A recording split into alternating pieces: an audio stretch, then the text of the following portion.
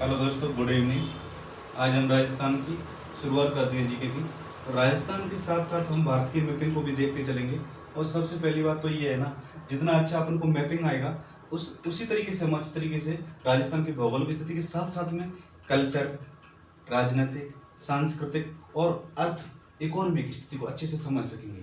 उसी तरीके से भारत की जितने भी क्षेत्र हैं उनको अच्छे से समझ सकते हैं। जैसे मान के चलो, ये अरावली है, या ये दक्कन का पठार है, या पश्चिमी मरुस्थलीय भाग है, या ये उत्तरी पूर्वी राज्य हैं। इनको अच्छे से हम जैसे ही इसका भी पता हुआ मैपिंग से, तो अच्छे से उसको हम एक दूसरे के साथ में कंप्रोमाइज करके और समझ सकते हैं।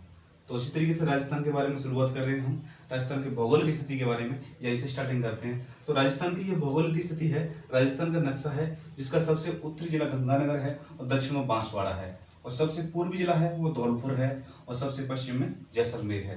तो ये चारों जिले पूर्वी, पश्चिमी, उत्तरी और दक्षिणी। अब इनको हम देखते हैं कि कैसे क्या है। जैसे पूर्व से पश्चिम की लंबाई कितनी है, उत्तर से दक्षिण की कितनी है। तो पहले ये देखते हैं, जैसे राजस्थान से कौन कौन से राज्यों की सीमा लगती है और कौन से देश की अंतर्राष्ट्रीय सीमा लगती है। जैसे एक देश है इधर में पाक की तो अंतर्राष्ट्रीय सीमा लगती है हमसे, पाकिस्तान की। तो ये कहां से कहां तक लगती है, ये हिंदूमल कोट श्री गंगानगर का एक गांव है, यहां से लेकर के और शाहगढ़ बाड़मेर तक इसका अंत में स्थल है। ये जैसलमेर है, ये बाड़मेर है। यहाँ पे शाहगढ़ बाड़मेर तक हिंदूमल कोट गंगानगर से ये 1070 बोलते हैं इसको, अंतर्राष्ट्रीय सीमा 1070 किलोमीटर लगती है। पाक के साथ में 4 जिले लगते हैं हमारे, गंगानगर, बीकानेर, जैसलमेर और बाड़मेर। ये पश्चिमी जिले हुए 4 बॉर्डर इलाके पे हैं, ये अंतर्राष्ट्रीय सीमा बनाते हैं। उसी तरीके से पूर्वी जिला धौलपुर है, और ये क्या है, जैसे ये तो अंतर्राष्ट्रीय सीमा बनाते हैं, तो ये अंतर्राष्ट्रीय सीमा यहाँ से यहाँ तक है। तो इधर में यहाँ से ये बाउंड्री पूरी रह गई यहाँ तक, ये अंतर्राज्यीय सीमा किसी न किसी राज्य से लगती है। जैसे गंगानगर से लेकर के यहाँ ये हरियाणा है पूरा,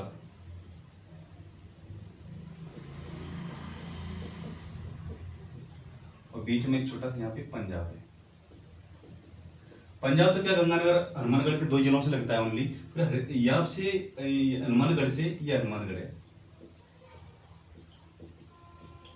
हनुमानगढ़ 1 मिनट साहब ने दिख रहा, हनुमानगढ़, ठीक है ना। हनुमानगढ़ से लेकर के और यहाँ तक बिल्कुल ये हनुमानगढ़ है। चुरू आ जाएगा, यहाँ पे चुरू सीकर आ जाएगा, फिर जयपुर आ जाएगा थोड़ा सा ऐसे, फिर अलवर आ जाएगा। अलवर भी हरियाणा से लगता है, और यहाँ एंड हो जाता है हरियाणा सीमा का अलवर पे। तो ये हरियाणा से लगती है। पंजाब से तो 2 जिले लगते हैं राजस्थान प्रांत के, ओनली गंगानगर और हनुमानगढ़, और फिर ये हरियाणा से लगती हैं। फिर इधर में ये यूपी आ जाती है, उत्तर प्रदेश। ये धौलपुर से स्टार्टिंग होती है, और 2 जिले लगते हैं, धौलपुर और भरतपुर। यहाँ भरतपुर भी है और धौलपुर भी है, दोनों लगते हैं यूपी से। फिर ये एमपी लग जाती है, मध्य प्रदेश की सीमा। मध्य प्रदेश से सर्वाधिक लगते हैं, 10 जिले लगते हैं। मध्य प्रदेश के भी राजस्थान से 10 जिले लगते हैं, और जब यहाँ से ऐसे स्टार्ट होते हैं धौलपुर से, ये पूरी बाउंड्री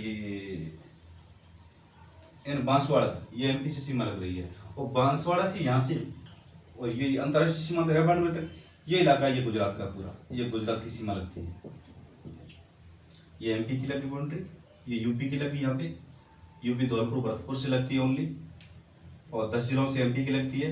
ये 10 जिले ये हाड़ौती प्रदेश के आते हैं, इनको हम बताएंगे फिर धीरे धीरे। हाड़ौती, कोटा, बूंदी, झालावाड़, बारा, ये धौलपुर के बाद में करौली आता है, सवाई माधोपुर आता है, फिर कोटा आता है, बारा आता है, फिर झालावाड़ आता है। फिर ऐसे ही आगे को जाएंगे तो यहाँ पे ये चित्तौड़गढ़ आएगा, फिर भीलवाड़ा आएगा, प्रतापगढ़ आएगा, बांसवाड़ा आएगा। 10 जिले आते हैं ऐसे, है ना। फिर ऐसे ही गुजरात से आते हैं, और फिर गुजरात से सीमा लगती है, जैसे बाड़मेर की लगती है। बाड़मेर की थोड़ी सी लगती है, उसके बाद में जालोर आ जाता है, सिरोही आ जाता है, उदयपुर आ जाता है, डूंगरपुर आ जाता है, बांसवाड़ा आ जाता है। तो ऐसी ये अंतर्राष्ट्रीय सीमा व अंतर्राज्यीय सीमा है। तो अंतर्राष्ट्रीय सीमा तो 1070 किलोमीटर लगती है, और जो बची है, जैसे टोटल सीमा है इसकी राजस्थान की पर घेर की सीमा 59-20। ऐसे आता है राजस्थान की स्थलीय सीमा की कुल लंबाई कितनी है, 59-20 हो गई। उसमें अंतर्राष्ट्रीय सीमा कितनी हो गई, 1070। तो कितनी बची, 48-50। ये हुए अंतर्राज्यीय ओनली राज्य से सीमा लगने वाली है, यानी यहाँ से लेकर के पंजाब, हरियाणा, यूपी, एमपी, गुजरात 5 राज्यों से सीमा लग रही है, वो अंतर्राज्यीय हो गई। तो इस तरीके से हमने देखा। अब देखते हैं कि पूर्व से पश्चिम की लंबाई कितनी है। तो ये तो 869 है, इधर से इधर की लंबाई 869 किलोमीटर है। उत्तर से दक्षिण की लंबाई है वो 8 से 26 किलोमीटर, ये लिख रही है 8 से 26, 869। इस तरीके से देखा हमने। अब आता है जी राजस्थान की स्थिति है वो कितने अक्षांशों के बीच में है। अक्षांश 23 डिग्री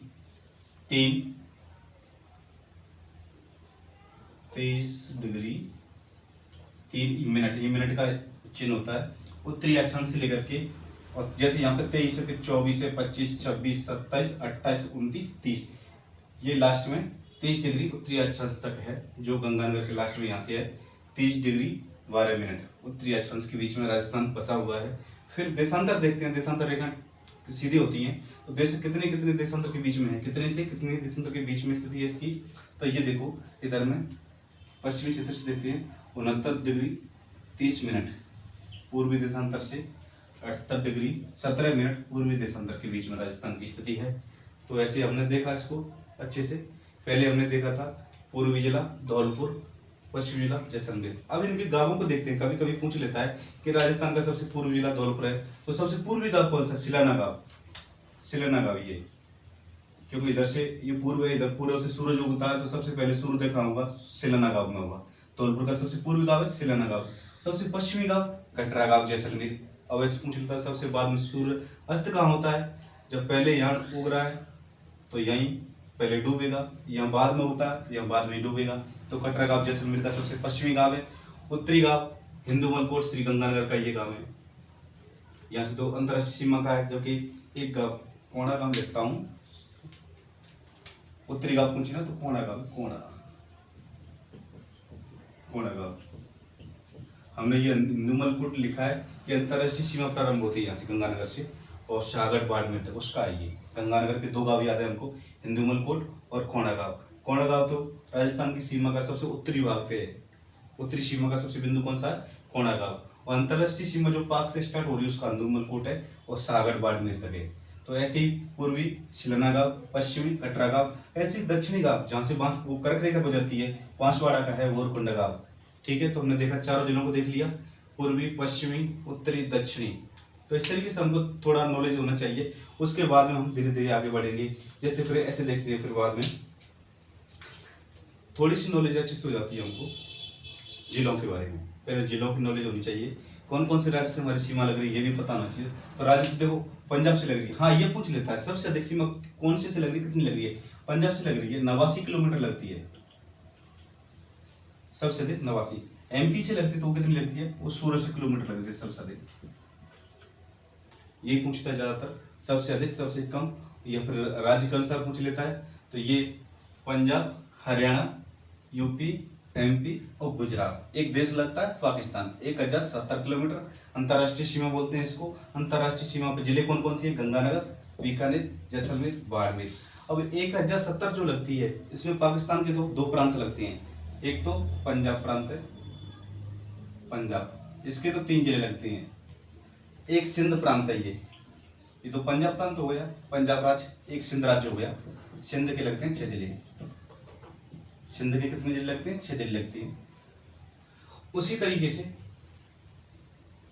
राजस्थान के 4 जिले लगते हैं। उसके बारे में ये पूछ लेता है 1070 जो लंबाई है वो कौन सी की कितनी लगती है? तो सबसे अधिक तो जैसलमेर की लगती है 4 से 64 किलोमीटर। फिर पूछता है सबसे कम किसकी लगती है? बीकानेर की लगती है 168 किलोमीटर। अब पूछ लेते दूसरे नंबर पर सबसे अधिक किसकी लगती है? बीकानेर की, बाड़मेर की सॉरी 228, और गंगानगर की 210। ऐसे लगती है, 1000 सीमा लगती है वो ऐसे लगती है। सबसे अधिक जैसलमेर,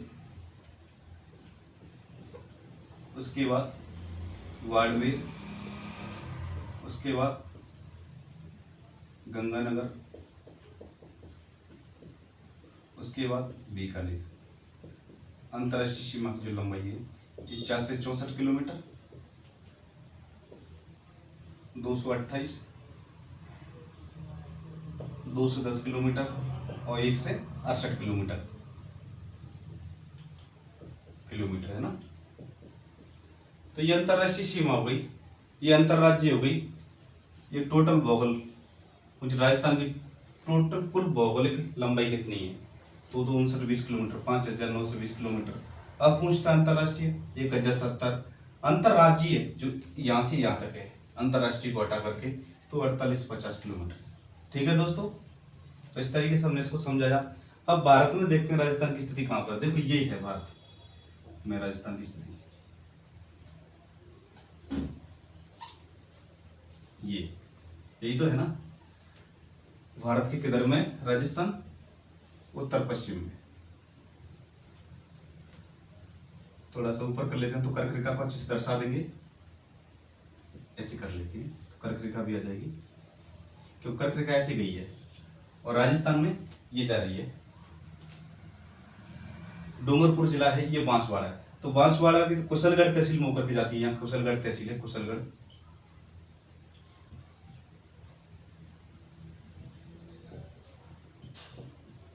कुशलगढ़ तहसील से गुजर के जाती है और डूंगरपुर की, ये डूंगरपुर है, डूंगरपुर को छूकर जाती है। क्वेश्चन ऐसे आता है, कर्क रेखा राजस्थान से किधर से गुजरती है? बांसवाड़ा की कुशलगढ़ तहसील में होकर के किस जिले को छू करके जाती है? डूंगरपुर को। डूंगरपुर ऐसी है थोड़ा, तो ये छू के जाती है डूंगरपुर को। पूछ लेता है राजस्थान से कितनी गुजरती है कर्क रेखा? 26 किलोमीटर गुजरती है। अब ऐसे पूछ लेता है राजस्थान का सर्वाधिक भाग कर्क रेखा के किधर है? उत्तर में, क्योंकि दक्षिण में तो है ही नहीं, थोड़ा सा गुजर के जा रही है। तो कर्क रेखा का सर्वाधिक भाग किधर है? उत्तर में। अब देखते हैं दोस्तों, थोड़ा प्रश्न ज्यादा आ रहा है।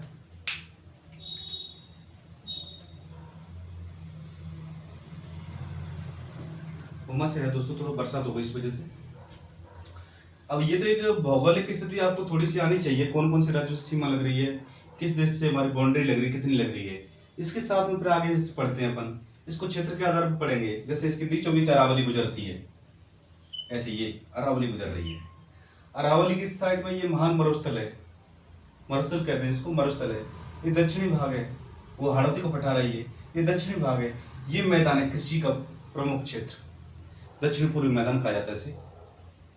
चंबल, बनास, बाणगंगा उनका मैदान है, सर्वाधिक खेती की जाती है, जिस सर्वाधिक जनसंख्या निवास करती है यहाँ पे। तो इसको, ये दक्षिण का पठार है, दक्षिण पूर्व का पठार कहा जाता है इसके। ये दंडकारण्य या दक्षिण की पठार, भारत का जो ये दक्षिण का पठार है, इसका भाग माना जाता है। दक्षिण पूर्वी पठार राजस्थान का इसका भाग माना जाता है। तो इसमें सर्वाधिक काली मिट्टी, चिकनी मिट्टी पाई जाती है। सोयाबीन जैसी अफीम है, ये सर्वाधिक अच्छी होकी फसलें उगाई जाती है इसमें। ये पूर्वी मैदान है, इसमें गेहूँ, बाजरा, गन्ना, सारी किस्में होती हैं इसमें, क्योंकि अच्छा है ये फसल उत्पादन की दृष्टि से, क्योंकि इसमें चंबल, बनास, बाणगंगा नदियों का मैदान है, कुल मिला के बात ये। फिर दक्षिणी भाग है, ये पठारी प्रदेश है, यहाँ भी पहाड़ है, ऊपर पहाड़, ये डूंगरपुर बांसवाड़ा है, यहाँ पर मक्का की खेती की जाती है। मक्का की खेती कहाँ पे की जाती है? लाल लामी मृदा होती है, तो पहाड़ी इलाका है। फिर ये सिरोही माउंटाऊ वाला क्षेत्र है, तो ये भी पूछ लेता है सागवान के वन सर्वाधिक कहाँ पाए जाते हैं? तो ये बेल्ट है पूरी, सागवान के वनों के लिए फेमस है। सर्वाधिक वर्षा कहाँ होती है? फिर ये धीरे धीरे आप उसके बारे में अच्छे से पढ़ेंगे, पहले थोड़ा सा ये नॉलेज आपको होनी चाहिए। थैंक यू दोस्तों।